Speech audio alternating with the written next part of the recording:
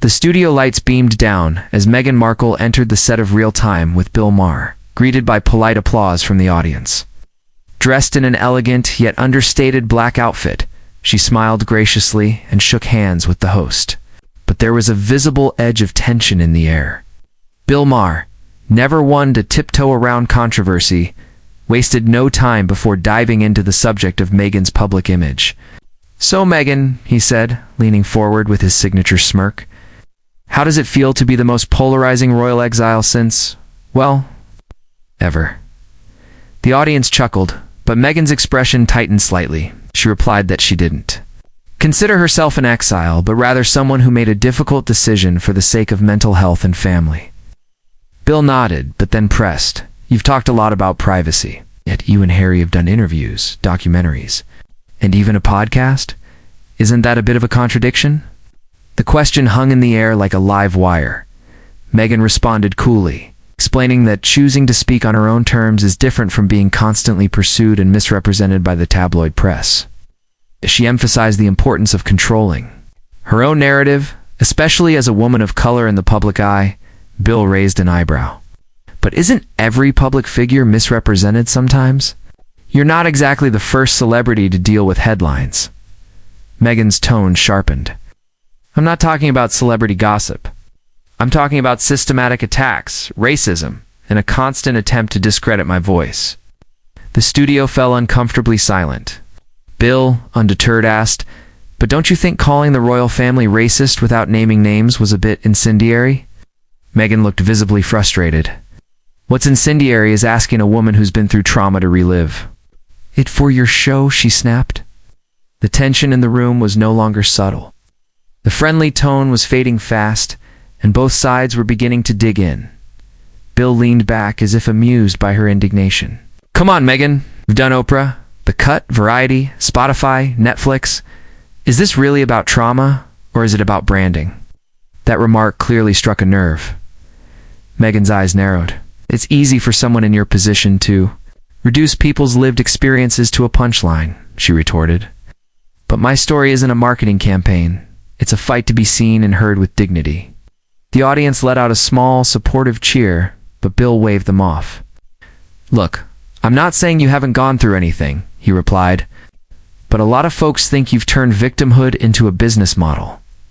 Meghan bristled. That kind of comment is exactly what keeps women silent. You criticize people for speaking out, then accuse them of playing the victim when they do. The studio was now tense, the energy shifting rapidly. Even some of Bill's regular viewers seemed unsure of how to respond, trying to regain control of the conversation. Bill shifted gears and brought up Prince Harry. "Your husband's been pretty vocal too. You think it helps or hurts that he criticizes his own family publicly?" Meghan took a deep breath. "What Harry says is his choice. He's an adult who lived through experiences I can't speak to. But together, we're choosing honesty over silence." Bill smirked again. "Or maybe just choosing ratings." Meghan blinked in disbelief. "Excuse me?" she asked sharply. "You think this is about ratings for us?" Bill shrugged. "Well, you've signed million-dollar deals. Netflix, Spotify, book deals. Seems like speaking your truth also pays well." Meghan leaned forward now, her voice firmer. "Speaking the truth doesn't come without cost. I've lost family ties, friendships, and my peace of mind. If that comes with compensation, it's because people finally want to hear what women like me have to say, and that's a step forward." Her words hit hard, and the room briefly fell into awkward silence. Just when the conversation seemed like it might stabilize, Bill asked about Meghan's relationship with the British public. "Do you think the backlash was about race, or was it just that the British don't like outsiders telling them how to run the monarchy?" Meghan's tone was icy. The backlash was rooted in centuries of colonialist thinking and institutional racism.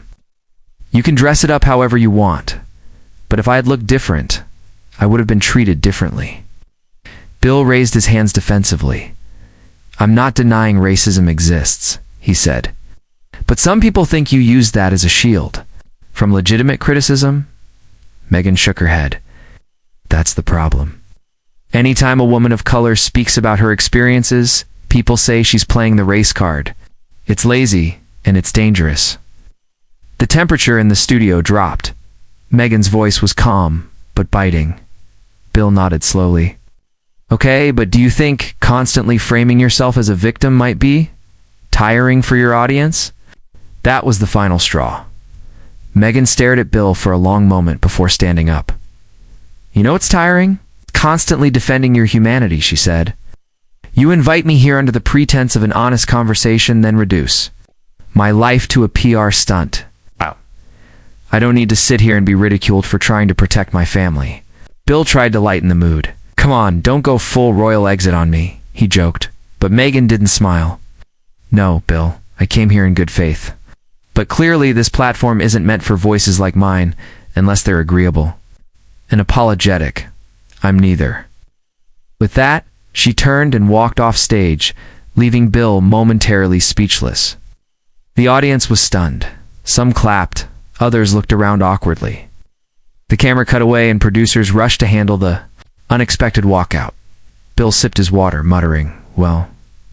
That escalated quickly, but the damage was done, and the clip was already being shared on social media before the show even finished airing.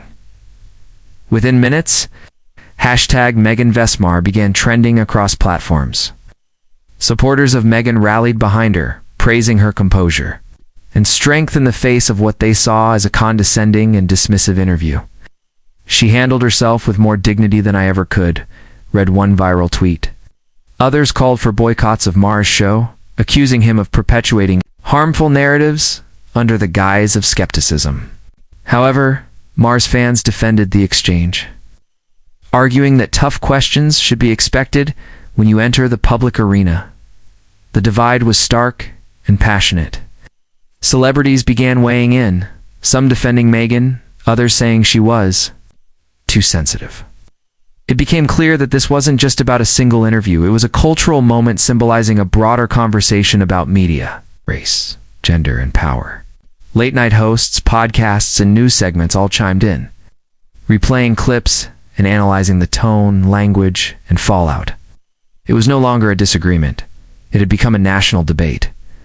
The following day, Meghan's spokesperson released a brief statement. The Duchess of Sussex appreciates thoughtful dialogue, but will not tolerate being reduced to tabloid fodder under the guise of journalism. She stands by her decision to leave the set. Bill Maher responded on his show.